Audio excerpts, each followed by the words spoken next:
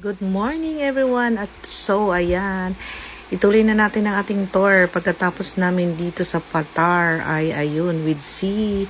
Pack up na kami guys, pauwi na at next destination naman tayo.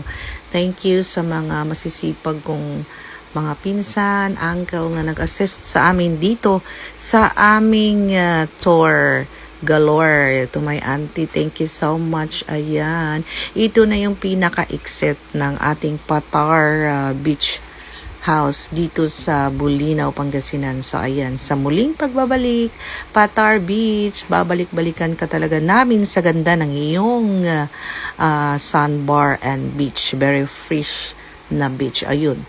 So, ayan, next destination naman tayo. Pupunta naman kami somewhere there in a very ancient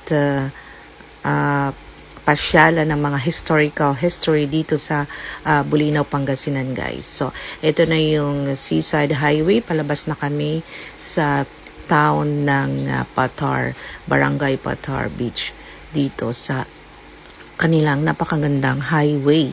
At maganda na rin naman dito guys ang kalsada, as in sobrang ganda. So ayun, dito naman tayo again. Welcome to Cape House, Bulinaw, Pangasinan. Cape House, the historical ancient story dito sa Bulinaw Cape. Bulinaw Cape is built in 1905.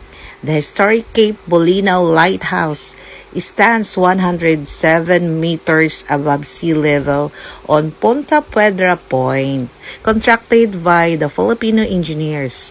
It features 30.78 meters wide concrete tower and was designed and safely guide ships crossing the West Philippine Sea. So ito yung history natin ngayon. Since nung nag-aaral pa ako in my younger time, favorite subject ko talaga ay history. So let's see.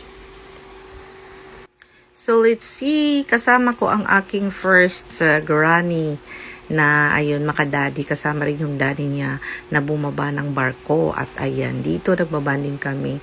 At it's my first time actually to come here in this Cape Bulinaw Lighthouse. At ayan,